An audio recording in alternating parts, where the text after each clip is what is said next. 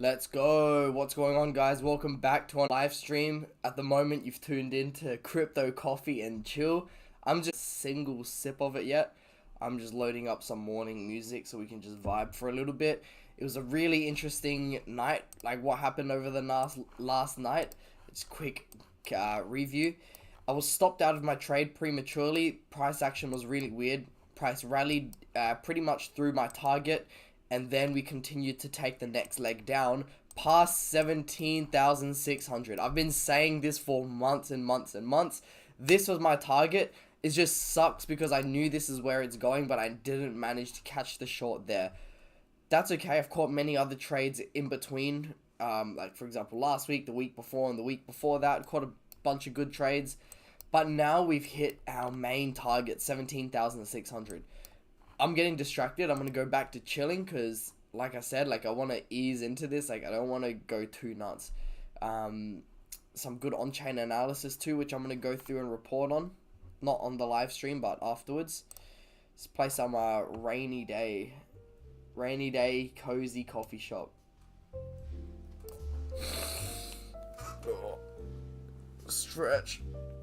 I just woke up, not heaps. I'm going to make maybe about an hour. We got a house inspection, so we may see some people roll through.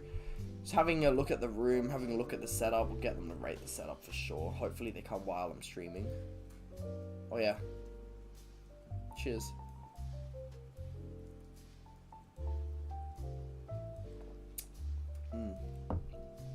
That's good. Now, unfortunately, this isn't decaf. I have been trying to drink more decaf because coffee does create anxiety. Well, gives me anxiety anyway. It gets me way too riled up. I find it very hard to, simmer down, focus, just relax, be loose. It makes me very tense, very anxious, and I'm just very all the time. I'm very jittery. So, now that we've had that first sip, I am waking up a little bit.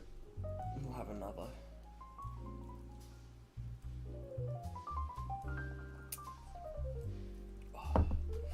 So I trained pretty hard last night or yesterday, so my body is in a decent amount of pain, my whole body. I did a whole body workout. It was pretty nice. Wait, I forgot. I should probably stream this stream to my social media. Nah, fuck it. They'll find it.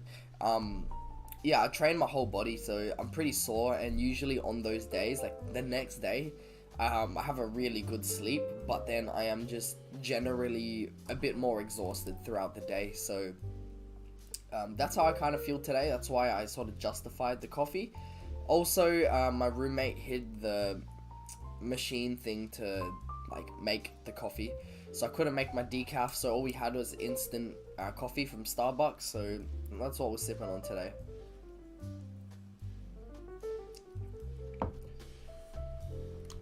Okay, so what happened last night? Let's go through my trades. So first off, we had price trading at a heavy discount until roughly 10:30 a.m. As you know, my trading session begins at 9:30 a.m. New York time, so this was well into the trading session. We were trading at a heavy discount until roughly 10:30. Price perched. Does that say perched? It should be pushed. Oh, punched. Alright, so price punched through a low. Then we had some strong displacement to the upside. So what do I mean by that? What I meant was this move here.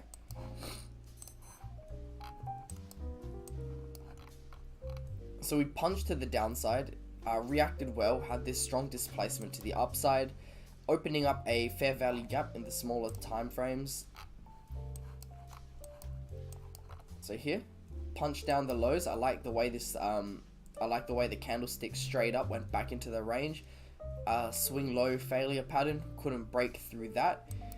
Opened up a strong displacement to the upside, opening a fair value gap within the order block here, which then which was in the discount market according to this swing here.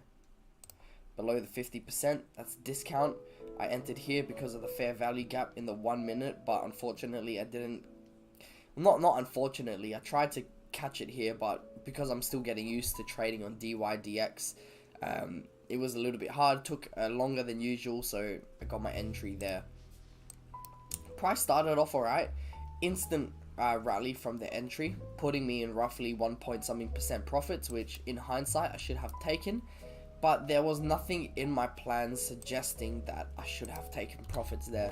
That's why on the stream I did say it from here, it's either I lose it or I'm going to win it. There's no trade management, because that's not how, like, I don't see anything to manage my trade with, and I didn't come into my plan looking to change my stop loss. Like, the stop loss I'd put was very intentional and it's there for a reason. I'm not going to play around with it. So as you can see, I got stopped out once again. This punch to the downside was not enough to grab the liquidity I wanted. Instead, it punched down further, and that was a little bit annoying. I didn't see this unfold, but I'm going to look into the dollar index to see if there's any correlation between BTC and that. Also, if I sound a little bit sick, it's because there's hay fever at the moment, so my nose is real congested. A little bit runny. It's not very good, but... So yeah, price ran right through London highs. That's look, you can see here, target London highs. Then on Twitter, I did say as well. No, on Twitter I said $20,000 buy stops looking juicy or something. So yeah, those got swept in the end. Also 17,000. So like both my targets were hit, but not a single profit was made, which is unfortunate. But look, that's the reality of trading. That's what I've come to learn over the years. You may know, or you may think you know where price is going, but if you don't catch the trade, then it's not, like, so what? You didn't catch the trade. So we're gonna stop that out. I've already explained what happened. I can eliminate yesterday's price action, all this and that. So why did I look for 17,600? Well, look, this is where the sell stops, and look, that's so satisfying to see. I love that 17,600 got punched like that and price is pulling up. My idea, or my thesis for the past couple of months, that this was the last drop. I feel like this may be the bottom. I'm just putting it out there. I feel like this may be, not this exact price, but I think we are forming the bottom. That's not to say that price can go lower, but I think we're pricing it in. Targets from here? Well, depends. Like, are we still going lower? Are we going, where are we going? Where could we go? Like 14,000 something is definitely on the books. Right here, this fair value gap, but I like this order block. It's the downwards closing candles which shifted market structure. As you could say these ones here, but don't want to look too deep into it. All I see is that prices come down. I was looking for a punch of 17,600. We got that. We actually cracked into the 16,000s very briefly. Yeah, we tapped 17k, bounced up from there. So the daily won't show us too much. Where did we stop into? So there was the punch. I wonder how many liquidations happened there. This would be very nice to look at in the on-chain analytics. So what do I see here? On the long term, like, not the long term, on a shorter term, so the 8th, today's trading day, I've seen buy stops taken, and this is all very aggressive. Buy stops taken, sell stops engineered. Boom, sell stops taken. So now what am I looking for? Like, honestly, I'm bullish on this setup. As crazy as it sounds, I'm looking for some sort of short-term highs. I mean, look, it's not my trading session, but I'm looking for some sort of highs to be taken, price pulling back, and then longing from there. And my targets will be above this area here. We did get liquidity swept. We got these highs taken, but I would say that's not enough of a punch to the upside to take the liquidity. I don't think so. Especially with this fair value gaps being here. Honestly, like, it would be pretty sick to catch a fat long from this up, to be honest. That would be something I'm interested in taking. But again, I will have to wait for my trading session.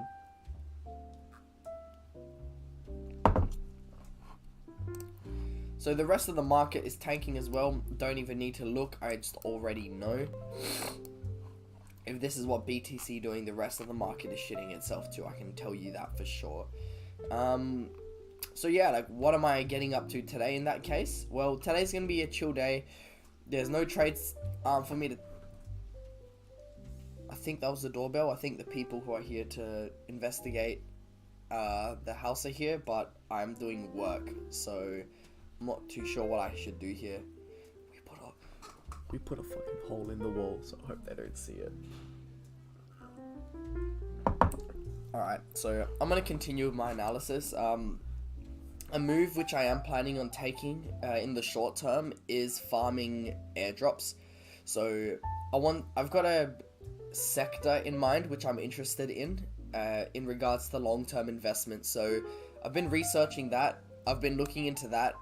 Pretty much it's layer 2 scaling solutions. So I've been looking into the layer 2 scaling solutions. I found the ecosystem which I'm interested in, and what I'm going to do is just farm airdrops at this point, because I feel like that's the best way to go forward. It's very low risk, potentially very high reward, doesn't take too much time or effort.